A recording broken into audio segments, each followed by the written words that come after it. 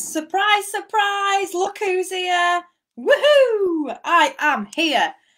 Hello everybody. Let me know if you're here live. Let me know if you're on. Let me know if you're watching. Just drop a comment in the comment box if you're here with me right now, live on Facebook. I wasn't on last week. I was not on last week because I had something else on. So I do apologise for not showing my face last week, but I'm here now.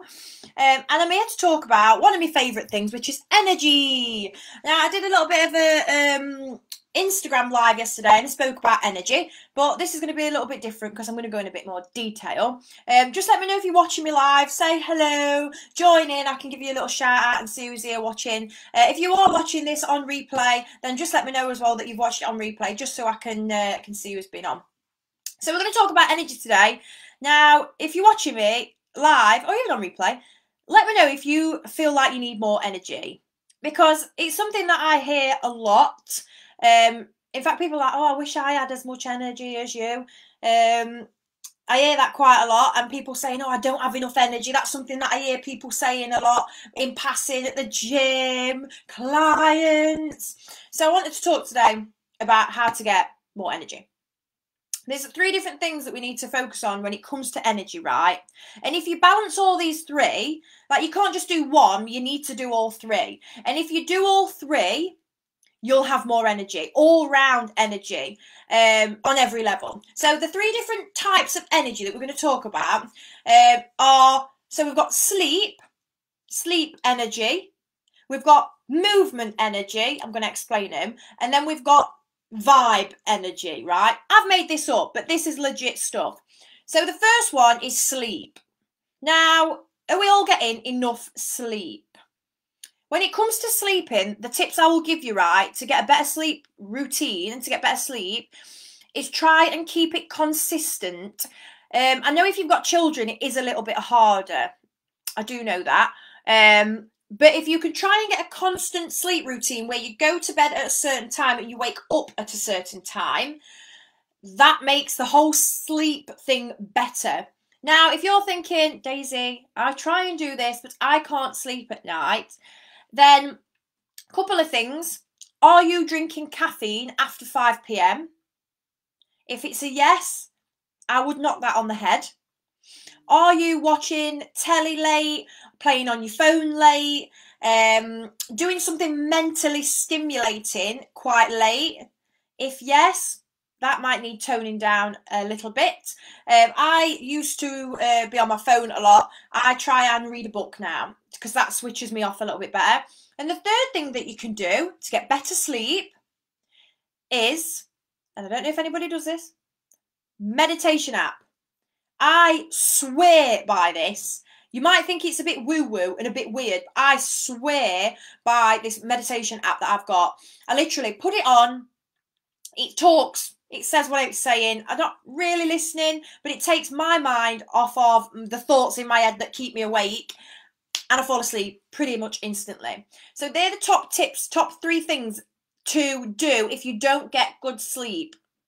So, switching off devices, coming off your devices, not staying on them all night, doing something that relaxes you like reading. Could be anything else, but reading is just an example off the top of my head. No caffeine after 5 p.m. and try a meditation app. So there's 3 ways that you can improve your sleep. The second one is movement. Have you ever noticed when you sit on your arse a lot, right, that you feel more tired? When you sit around a lot, you feel more tired. You feel exhausted. Sometimes if I've sat on the laptop all day up here in the office, I feel more tired. I feel knackered. So moving your body more can actually give you more energy. And a prime example of this is, have you ever been to like a gym session or a gym class and you can't be bothered initially, but then once you've done the workout, you actually feel better. And you're like, oh my God, I feel alive. I've got so much energy. That's what I mean. So moving your body more, if you sit down a lot in the day, sitting in at an office desk or driving a lot, then any opportunity you get to stand up, move your body, I advise you to do it because the more you move your body, the more energy you will feel. You'll create energy within you and it will make you feel better. I tend to, and you might have seen this if you have me on Instagram, I tend to have a little break like after working all day, and I'll go downstairs on my roller skates and I'll just skate around a bit and move my body. I'll put some music on and I'll just woo, and it wakes me up and it makes me feel alive and ready to exercise. So if you struggle with your energy, address your sleep, which we've just gone through the 3 points there, and move your body more, because when you do move, you will feel better. If you sit down a lot, you'll feel more tired.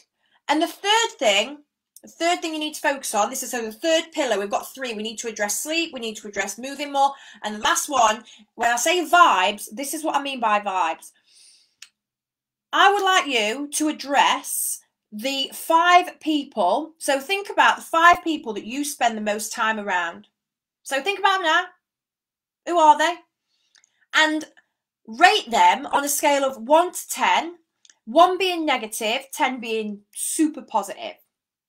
And if most of these people are on the lower end of the scale, I would advise spending less time with these people. And you might think that's so harsh, but honestly, when you spend time with people who are on the lower end of the scale, you start to feel and become like them. And they will drain your energy, 100%. And a prime example of this is if you spend time with, so we've all got really uplifting friends, people who are always laughing, always joking, everything's always good vibes, good energy. And when you spend time with these people, you feel great, don't you? Like, how good you feel when you knock about with your exciting, fun friends. You feel amazing. Whereas if you work in an office or you work with some people that you don't really like, let's say, and they're really negative, always bringing other people down, or they're always whinging, they make you feel shit, don't they? You feel crap when you spend time with those people.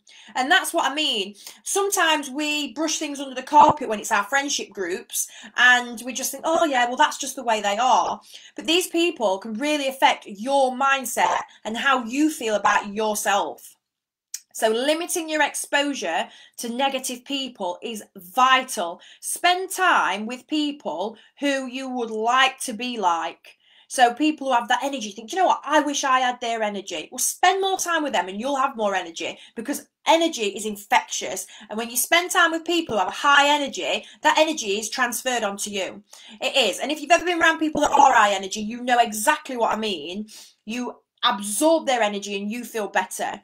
So I would advise spending time with more people like that. And I'm not saying like cut people out your family. Like if you spend a lot of time with your family and your family's negative, or if you live in the same place as like a family member and they're negative, obviously you can't just, you know, sack them off and like bin them off, but limit your exposure to these people. The other thing you can do if you're mentally strong enough is try and bring these people up. But for example, if you work in an office and there's someone who's always on a downer, always whinging, you're playing a losing game sometimes. So spend more time with the people that you like to be around, who make you feel good. And also, the last one, when it comes to vibes, good vibes, your environment is a big one. Your environment, the environment that you're in, plays a massive part in how you feel. And I don't know if you have ever been in, so if your house is really cluttered, or if it's a mess, let's say kitchen's a mess, it don't feel good, does it? And do you know that feeling when you've like cleaned up and you're like, oh, I feel like a weight's been lifted. That's what I mean. So the environment that you're in, make sure you're in an environment that is pleasing to you, that makes you feel good, because that, again, it does affect your energy. And it's all different kinds of energy. Like I say, you've got energy in terms of, oh, I've got no energy, tired, you know, that's the sleep side of things. You've got the energy where you feel a bit, again, sort of tired, but that's because you sat around a lot, which means you need to do more. You need to move your body more to create energy. And the last one is you feel drained, but being drained because of the people and the energy and the environment that you're in.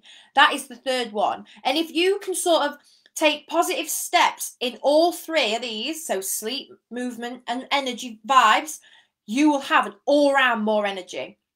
And I know this because I've done the same. I didn't used to sleep very well. I used to go to sleep at silly o'clock in the morning, stopped doing that, got in a better routine. So I got better energy in terms of sleep. Movement, I move every single day now, always. And like, I do sit on my arse a lot. I'm on this laptop quite a lot, but I will make an effort to get off my bum and do a boot camp, go for a walk, go on my roller skates, go to the gym, whatever it might be, but something every day just to get my body moving and get things pumping a bit more. And the last one is I do not spend time with people now who bring me down. Full stop, no. And if I've got any friends who were like that, I would limit my exposure to those people and I wouldn't spend a lot of time with them. Small doses, that's about it. But other than that, I have a very small circle now and I only spend time with these people because these people make me feel good. So if you can embody that and take on this advice and start taking small steps in all three of these departments, I promise you, your energy will be on an absolute another level. Another level. Also, when it comes to energy, it is something that I will be covering in this 4-week fat loss challenge. I know that some of you have been inquiring about it. There's only 3 spaces left, I believe, now. So if anybody is interested in the fat loss challenge and you want to know what it is about, then just comment below or send me a private message and just say, I want to know more, and I'll let you know what it's all about. It's basically going to be a 4-week fat loss challenge. It is what it says on the tin.